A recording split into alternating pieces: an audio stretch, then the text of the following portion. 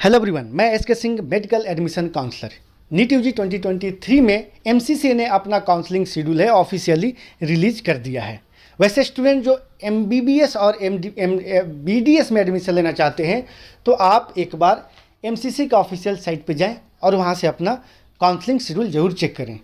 मैं इसके बारे में बताऊंगा, प्रॉपर काउंसलिंग शेड्यूल के बारे में। राउंड 1 काउंसलिंग कैसे होगा, राउंड 2 कैसे होगा, मॉपअप राउंड कैसे होगा और स्टे वैकेंसी राउंड कैसे काउंसलिंग होगा, किस किस डेट में रजिस्ट्रेशन होगा, चॉइस फिलिंग कब होगा, सीट अलॉटमेंट का प्रोसेस क्या है। इसके साथ साथ एलिजिबिलिटी बताऊंगा कि कौन कौन से राउंड में कैसे आप एलिजिबल हो सकते हैं। इसके साथ साथ यहाँ पे 2 नए चेंजेस देखने को मिला है, 2 नए रूल में चेंजेस देखने को मिला है कंपेयर टू लास्ट ईयर, तो उसके बारे में भी मैं आपको डिस्क्राइब करूँगा। इसके साथ साथ मैं बताऊँगा आपको, वैसे स्टूडेंट जो पिछले वीडियो को बता रहे थे कि र्यूमर है, तो मैं आपको बता दूं कि पिछला वीडियो था वो इससे कैसे मैच कर रहा है, कैसे वो भी ऑफिशियल था और लीक होने की वजह से डेट में कंसीडर किया गया है, तो मैं उसके बारे में भी मैं आप लोगों को एक्सप्लेन करूंगा। वो भी कहीं ना कहीं ऑफिशियल ही था लेकिन लीक होने की वजह से इसमें चेंजेस देखने को मिला है। जी हाँ दोस्तों, चलिए हम स्टार्ट करते हैं। स्टार्ट करने से पहले वैसे स्टूडेंट जो इस चैनल पर नए हैं तो चैनल को सब्सक्राइब करके रखें, साथ में आप लाइक बटन को जरूर क्लिक करें। यदि आप हमसे एडमिशन चाहते हैं, हमारे टीम से मिलना चाहते हैं, हमारे एक्सपर्ट से मिलना चाहते हैं या फिर काउंसलिंग गाइडेंस लेना चाहते हैं तो वीडियो का स्क्रीन या फिर डिस्क्रिप्शन पर नंबर दिया हुआ है, वहां से आप नंबर लेके कॉल कर सकते हैं और हमारे एक्सपर्ट से आप बात कर सकते हैं। इसके लिए आप चाहे तो हमारे ऑफिस भी विजिट कर सकते हैं। हमारे इंडिया में टोटल 5 to 6 सेंटर है, आप वहाँ पर हमारे एक्सपर्ट से मिल सकते हैं। हमारे जो सेंटर है वो महाराष्ट्र में 2 सेंटर है, मुंबई वासी, इसके बाद पुणे में ऑफिस है, राजस्थान जयपुर में है, कर्नाटका बेंगलोर में, मध्य प्रदेश इंदौर में मेरा सेंटर है। इसके साथ साथ दिल्ली में भी मेरा सेंटर अवेलेबल है और वेस्ट बंगाल में कोलकाता में मेरा ऑफिस है। चाहे तो इन ऑफिस में आप विजिट कर सकते हैं सीटों के लिए। यहाँ पे तो सबसे पहले हम 2 चेंजेस के बताते हैं, इसके बाद काउंसलिंग शेड्यूल को एक्सप्लेन करेंगे। 2 चेंजेस जो देखने को मिला है, पहला चेंजेस जिसमें बताया जा रहा है कि पहले जो काउंसलिंग हुआ करती थी राउंड 1, राउंड 2 और मॉपअप राउंड, इसमें ऑल इंडिया कोटा 15% और डीम्ड यूनिवर्सिटी सभी का काउंसलिंग ऑनलाइन कराई जाती थी। लेकिन जो स्टे वैकेंसी राउंड काउंसलिंग होती थी इसमें सिर्फ ऑल इंडिया के गवर्नमेंट सीट ही पार्टिसिपेट करते थे ऑनलाइन मोड में। बाकी जो स्टे वैकेंसी में डीम्ड यूनिवर्सिटी थी इसका काउंसलिंग ऑफलाइन होता था, कॉलेज लेवल काउंसलिंग होता था। लेकिन इस साल से क्या होगा कि ये काउंसलिंग आपको ऑनलाइन होगा, online allotment stay vacancy round में भी होगा। तो बहुत सारे लोग डीम्ड यूनिवर्सिटी में अपना सीट को बुक करा चुके हैं, बहुत सारे लोग मैनेजमेंट से बात किए हैं, नेगोशिएशन के बात किए हैं, तो ऐसे में आप फंस सकते हैं। यदि आपके पास एनआरआई का डॉक्यूमेंटेशन है और आपने कॉलेज से बात कर रखा है तो आपको चांसेस बन सकते हैं, अदरवाइज मैनेजमेंट होना काफ़ी टफ हो सकता है। यहाँ तक कि मैं बता दूं कि डीम्ड यूनिवर्सिटी में काफ़ी अच्छा खासा नेगोशिएशन भी चलता है, लेकिन आप किस तरीके से किस वे में जा रहे हैं इस पर भी डिपेंड करेगा। दूसरा जो चेंजेस देखने को मिला है वो आपको चेंजेस देखने को मिला है, मॉपअप राउंड में फ्रेश रजिस्ट्रेशन पहले नहीं हुआ करता था लेकिन इस साल आपको फ्रेश रजिस्ट्रेशन भी करा सकते हैं। तो ये बहुत बड़ी अपडेट है जो कि 2 चेंजेस देखने को मिला है। इसमें स्टूडेंट को काफ़ी अच्छा बेनिफिट भी मिलते हुए नज़र आएगा। अब हम यहाँ पे मैच करते हैं, पिछले जो काउंसलिंग शेड्यूल आया था उस शेड्यूल में भी ये चीज़ों को कंसीडर की गई थी। ये जो 2 पॉइंट है, मॉपअप राउंड में स्टे वैकेंसी में डीम्ड भी पार्टिसिपेट करेगा ऑनलाइन काउंसलिंग में, पिछले काउंसलिंग शेड्यूल में भी जो है से कंसीडर किया गया था जो फेक लोग बता रहे थे, और ये भी कंसीडर किया गया था कि जो काउंसलिंग होगा स्टे वैकेंसी राउंड उसमें फ्रेश रजिस्ट्रेशन होगा। तो यहाँ से आप समझ सकते हैं कि जो नोटिस था पिछला वो भी एक तरीके से ऑफिशियली ही था, और ये जो ऑफिशियली नोटिस आ गया तो ये कंफर्म हो चुका है कि वो भी आपको कहीं ना कहीं ऑफिशियल था। हम सबसे पहले देखते हैं ऑल इंडिया कोटे की काउंसलिंग को। जैसे ऑल इंडिया काउंसलिंग होती है वो सेम प्रोसेस लगभग स्टेट का भी होता है, कुछ स्टेट में थोड़ा सा अलग रूल होते हैं।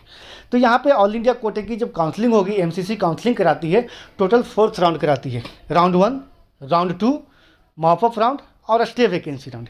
ये 4 के 4 राउंड होंगे, वो प्योर ऑनलाइन होंगे, प्योर मेरिट बेस्ड काउंसलिंग होंगे।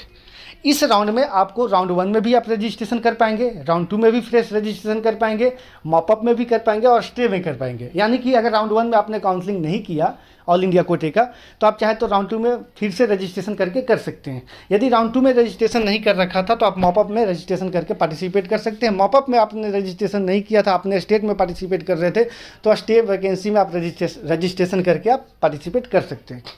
यहाँ पर हम सबसे पहले बात करते हैं रजिस्ट्रेशन प्रोसेस का। रजिस्ट्रेशन कैसे करना होगा, इसके बाद मैं काउंसलिंग प्रोसेस पे आऊँगा, जो काउंसलिंग के शेड्यूल है उसे देखेंगे। रजिस्ट्रेशन करने के लिए आपको एमसीसी का ऑफिशियल साइट पे जाना होगा www.mcc.nic.in पे जाके वहाँ पे आपको न्यू रजिस्ट्रेशन का ऑप्शन आएगा 20 जुलाई 2023 को। वहाँ पे क्लिक करने के बाद आपको रजिस्ट्रेशन प्रोसेस को ओके करना होगा। रजिस्ट्रेशन करते समय आपको ध्यान रखना होगा कि कुछ रजिस्ट्रेशन अमाउंट पे करना होता है। रजिस्ट्रेशन अमाउंट जो होगा वो जनरल स्टूडेंट के लिए, गवर्नमेंट सीट के लिए, ऑल इंडिया कोटा 15% के लिए 1000 रजिस्ट्रेशन फ़ी जो कि नॉन रिफंडेबल, और सिक्योरिटी डिपॉजिट जो कि रिफंडेबल होता है वो 25,000 चार्ज की जाती है। वहीं ओबीसी एससी एसटी के लिए जो चार्जेज की जाती है वो आपको 500 रुपीज़ रजिस्ट्रेशन फ़ी और 10,000 रुपीज़ सिक्योरिटी डिपॉजिट। ऐसे ही अगर बात करते हैं, अगर आप all India quota 15% government seat के साथ साथ अगर आप डीम्ड में भी पार्टिसिपेट करना चाहते हैं तो इसके लिए आपको 5,000 रुपीज़ रजिस्ट्रेशन अमाउंट जो कि नॉन रिफंडेबल और 2 लाख रुपीज़ सिक्योरिटी डिपॉजिट ली जाती है। इसके लिए आप net banking, credit card, debit card के द्वारा आप पेमेंट कर सकते हैं। यदि आपका क्रेडिट कार्ड का लिमिट, डेबिट कार्ड का लिमिट अगर कम है तो आप लिमिट को बढ़ा लें बैंक से बात करके। अदरवाइज आपको डीम्ड के साथ साथ कुछ प्राइवेट कॉलेज के लिए अदर स्टेट को फॉर्म भरना होगा तो उस समय आपको प्रॉब्लम हो सकते हैं। यहाँ पे हम देखते हैं एलिजिबिलिटी, पहले देख लेते हैं कि कौन कौन सा स्टूडेंट राउंड 1 में रजिस्ट्रेशन करेंगे। एलिजिबिलिटी अभी तो मैं नहीं बता पाऊँगा, लेकिन पिछले साल के अकॉर्डिंग मैं बता रहा हूँ। हो सकता है कि एलिजिबिलिटी में भी कुछ चेंजेस देखने को मिलेंगे, काउंसलिंग का जो प्रोसेस होता है उसमें चेंजेस देखने को मिलेंगे। लेकिन इससे पहले मैं आपको काउंसलिंग शेड्यूल बताता हूँ, लास्ट में वो डिस्क्राइब करूँगा। राउंड 1 के लिए जो काउंसलिंग शेड्यूल रखा गया है वो आपको रजिस्ट्रेशन प्रोसेस रखा गया है वो आपको 20 जुलाई टू 25 जुलाई। इससे पहले आपको सीट मैट्रिक्स आ जाएगा टेंटेटिव। 20 टू 25 जुलाई को आपको ऑनलाइन रजिस्ट्रेशन करना होगा। इसके बाद चॉइस फिलिंग जो होगा वो 22 टू 26 जुलाई को होगा। प्रोसेसिंग ऑफ सीट अलॉटमेंट होगा राउंड 1 के लिए 27 टू 28 जुलाई को, और रिजल्ट आपको आएगा 29 जुलाई को। इसके साथ साथ जो आपको रिपोर्टिंग और ज्वाइनिंग करने का जो डेट है, जो स्टूडेंट को सीट राउंड 1 में मिल जाएगा उनको रिपोर्टिंग करना है वो 31 टू 4 अगस्त यानी कि 5 डेज का समय मिलेगा। इसके बाद आपको राउंड 2 स्टार्ट होगा। जिन्हें सीट नहीं मिला या फिर जिन्हें सीट मिला रिपोर्ट कर लिए, या फिर जो स्टूडेंट फ्री एग्जिट ले लिए, राउंड 1 में फ्री एग्जिट होता है। यदि आपको राउंड 1 में सीट मिला, आप चाहे तो सीट को छोड़ सकते हैं और डायरेक्ट आप राउंड 2 में जा सकते हैं। इसके लिए कोई सिक्योरिटी और रजिस्ट्रेशन की ज़रूरत नहीं पड़ेगी, बिल्कुल फ्री एग्जिट होता है। तो राउंड 2 में जो नॉन रिपोर्टिंग और नॉन ज्वाइनिंग सीटें बचती है तो उसके लिए आपको राउंड 2 काउंसलिंग होंगे। राउंड 1 के बाद जो नॉन रिपोर्टिंग नॉन ज्वाइनिंग सीटें बचेंगे, इसके लिए जो टेंटेटिव सीट मैट्रिक्स 7 टू 8 अगस्त को आएगा। ऑनलाइन रजिस्ट्रेशन होगा वो आपको 9 अगस्त टू 14 अगस्त। चॉइस फिलिंग होगा आपको 10 टू 15 अगस्त। प्रोसेसिंग ऑफ सीट अलॉटमेंट होगा 16 टू 17 अगस्त। रिजल्ट आएगा 18 अगस्त को, और आपको रिपोर्टिंग का समय आपको 9 डेज का दिया जाएगा, जिसमें 20 अगस्त से 28 अगस्त तक आप सीट को रिपोर्ट कर सकते हैं। इसके बाद अगर नॉन रिपोर्टिंग नॉन ज्वाइनिंग सीटें बचती है राउंड 2 के बाद, तो यहाँ पे आप मॉपअप राउंड में जाएंगे। मॉपअप राउंड के एलिजिबिलिटी में बताऊंगा इस वीडियो, इन सारी चीज़ों को शेड्यूल बताने के बाद। रजिस्ट्रेशन करना है मॉपअप राउंड में फ्रेश रजिस्ट्रेशन, वो 31 से 4 सितंबर तक, 31 अगस्त से 4 सितंबर तक। चॉइस फिलिंग 1 सितंबर टू 5 सितंबर। Processing of seat allotment 6 to 7 सितंबर। रिजल्ट 8 सितंबर को आएगा। रिपोर्टिंग के लिए यहाँ पे भी 9 डेज का समय दिया गया है, 8 सितंबर टू 11 सितंबर। इसके बाद आपको स्टे वैकेंसी राउंड होगा जो कि ऑनलाइन होगा, डीम्ड के लिए भी और all India quota 15% government seat के लिए। इसके लिए फ्रेश रजिस्ट्रेशन भी इस साल से ओपन किया गया है। फ्रेश रजिस्ट्रेशन 1 सितंबर से 23 सितंबर। चॉइस फिलिंग 22 सितंबर से 24 सितंबर, और प्रोसेसिंग ऑफ सीट अलॉटमेंट है 25 सितंबर। रिजल्ट आपको 26 सितंबर को आएगा, और रिपोर्टिंग का समय है 27 सितंबर से 30 सितंबर। अगर इसके बावजूद भी स्टे वैकेंसी के बाद भी अगर सीटें बच जाती है, लेफ्ट आउट रहती है सीटें, तो इसके लिए आपको हो सकता है कि स्पेशल स्टे वैकेंसी राउंड की काउंसलिंग कराई जा सकती है। स्पेशल स्टे वैकेंसी राउंड कराई जा सकती है, डिपेंड करेगा कि नंबर ऑफ वैकेंसी कितने वैकेंट रह गए हैं। तो ये था आपका काउंसलिंग शेड्यूल। अब हम बताते हैं एलिजिबिलिटी की कौन कौन सा स्टूडेंट लास्ट ईयर के अकॉर्डिंग मॉपअप राउंड के लिए और स्टे वैकेंसी के लिए एलिजिबल होंगे।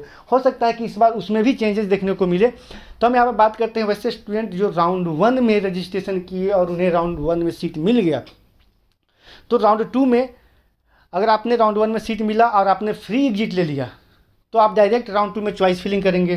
किसी भी तरीके कोई पेनल्टी नहीं लगेगा, ना ही सिक्योरिटी अमाउंट फॉरफिट होगा। अगर आपको राउंड 1 में सीट मिला और उस सीट को आपने रिपोर्ट कर लिया और आप चाहें कि राउंड 2 में जाए तो आपको अपग्रेड कर सकते हैं। राउंड 1 में आप सीट मिला उसे ज्वाइन करके आप राउंड 2 में अपग्रेड कर सकते हैं। ठीक है। दूसरा पॉइंट, यदि स्टूडेंट को राउंड 1 में सीट नहीं मिला तो डायरेक्ट राउंड 2 में चॉइस करना है। लेकिन आपने अगर राउंड 1 में रजिस्ट्रेशन ही नहीं किया था तो राउंड 2 में आपको फ्रेश रजिस्ट्रेशन करके आप पार्टिसिपेट कर सकते हैं। लेकिन वैसे स्टूडेंट जो सीट जिन्हें मिला और वो राउंड 1 में जो सीट मिला उससे संतुष्ट है, कॉलेज अच्छा लगा उन्हें, तो आप उस सीट को रिपोर्ट करके उस सीट को फाइनलाइज कर सकते हैं। मॉपअप सेकेंड राउंड से आप जाने से कोई मतलब नहीं। तो आप लोगों को फ्रेश चॉइस फिलिंग करना है। तो आपने क्या किया कि अगर आपने राउंड 2 में पार्टिसिपेट किया, या फिर स्टूडेंट जो फ्रेश रजिस्ट्रेशन करके पार्टिसिपेट किए, या फिर जो अपग्रेड करने के लिए चॉइस फिलिंग किए, या फिर जिन्हें राउंड 1 में सीट नहीं मिला था वैसे स्टूडेंट चॉइस करेंगे, या फिर जिन्हें सीट मिला फ्री एग्जिट ले ली वो भी आप चॉइस कर सकते हैं। तो आपने राउंड 2 में पार्टिसिपेट किया, चॉइस किया, सब कुछ किया। तो अब मॉपअप राउंड में अब क्या कर सकते हैं अगर राउंड 2 में सीट मिला, तो इसको थोड़ा सा देखते हैं। अगर सपोज कीजिए जिनको राउंड 1 में, लास्ट ईयर के अकॉर्डिंग मैं बता रहा हूँ, जिन्हें राउंड 1 में सीट मिल चुका है और आपने राउंड 1 के सीट को रिपोर्ट करके और राउंड 2 में सिर्फ अपग्रेड कराना चाहते थे, इसके लिए चॉइस फिलिंग किया और आपको सीट नहीं मिला, तो आपको जो राउंड 1 का सीट था वही सीट आपको फाइनल माना जाएगा। ऐसे कंडीशन में आप मॉपअप राउंड से बाहर हो जाएंगे, पूरे काउंसलिंग से बाहर हो जाएंगे, स्टेट के काउंसलिंग से भी बाहर हो जाएंगे। लेकिन वैसे स्टूडेंट जिनको राउंड 2 में सीट अपग्रेड हो जाता है, तो ऐसे स्टूडेंट ये जो सीट जो मॉपअप में सेकेंड में जो अपग्रेड कर लेते हैं, वैसे स्टूडेंट मॉपअप में पार्टिसिपेट कर सकते हैं। लेकिन इसके लिए आपको जो 2 लाख रुपीज़ का डीम्ड के लिए सिक्योरिटी डिपॉजिट होगा, या फिर जो गवर्नमेंट के लिए सिक्योरिटी डिपॉजिट होगा 10,000 25,000 रुपीज़, ये आपको फॉरफिट करा के फ्रेश रजिस्ट्रेशन और फ्रेश चॉइस करना होगा। अब यहाँ पे बात करते हैं उन स्टूडेंट के लिए जिन्हें राउंड 2 में ही सीट मिलता है, राउंड 1 में सीट नहीं मिला और राउंड 2 में सीट मिला डायरेक्ट राउंड। तो वैसे कंडीशन में भी आपको अगर मॉपअप में जाना चाहते हैं तो जो सीट मिला है उस सीट को नहीं आप ज्वाइन करना चाहते हैं, तो 2 लाख का सिक्योरिटी डिपॉजिट डीम्ड के लिए या फिर प्राइवेट गवर्नमेंट के लिए आप 10,000 और 25,000 सिक्योरिटी डिपॉजिट है वो फॉरफिट करा के आप मॉपअप में जा सकते हैं। लेकिन वैसे स्टूडेंट जो राउंड 1 में सीट लिए थे और राउंड 2 में अपग्रेड के लिए लगाए थे, अपग्रेड नहीं हुआ था, वैसे स्टूडेंट मॉपअप में नहीं जा सकते हैं। मॉपअप में अगर आपका अपग्रेड नहीं हुआ, फर्स्ट राउंड में ज्वाइन किए थे, तो नहीं जा सकते हैं। तो ये आपको ध्यान देना है। अब बात करते हैं मॉपअप राउंड का जो फ्रेश रजिस्ट्रेशन होगा, और जो स्टूडेंट एलिजिबल हैं जो मैंने आपको बताया, वो मॉपअप के लिए चॉइस करेंगे। या फिर जो स्टूडेंट को राउंड 1 में सीट राउंड 2 में सीट नहीं मिला, वो आपको मॉपअप में सिर्फ चॉइस करेंगे। या फिर जो रजिस्ट्रेशन नहीं किए थे राउंड 1 राउंड 2 में, मॉपअप में फ्रेश रजिस्ट्रेशन करके चॉइस करेंगे। या फिर वैसे स्टूडेंट जिनको राउंड 2 में सीट मिल चुका था, या फिर राउंड 1 में आपका राउंड 2 में सीट अपग्रेड हो गया था, तो आप सिक्योरिटी डिपॉजिट फॉरफिट करा के फ्रेश रजिस्ट्रेशन करके मॉपअप में आप जा सकते हैं। अब स्टे वैकेंसी में क्या होता है, अगर आपको मॉपअप राउंड में कोई भी सीट मिल गया, आप उसे रिपोर्ट करें अथवा ना करें, इन दोनों कंडीशन में स्टे वैकेंसी में नहीं जा सकते हैं। लेकिन स्टे वैकेंसी के लिए जो राउंड 1 राउंड 2 या मॉपअप में जिन्हें सीट नहीं मिला था स्टे में जाएंगे, या फिर जो राउंड 1 राउंड 2 मॉपअप में पार्टिसिपेट नहीं किए तो फ्रेश रजिस्ट्रेशन करके जा सकते हैं। तो ये आपका रहा आपको एलिजिबिलिटी राउंड वाइज। बाकी आप लोग को जो भी डाउट होगा, एडमिशन चाहिए, एडमिशन गाइडेंस चाहिए, तो आप इसके लिए चाहे तो वीडियो के डिस्क्रिप्शन स्क्रीन में नंबर दिया हुआ है, वहाँ से नंबर लेके कॉल कर सकते हैं। जी हाँ दोस्तों, फिलहाल की वीडियो में इतना ही। Thanks for watching.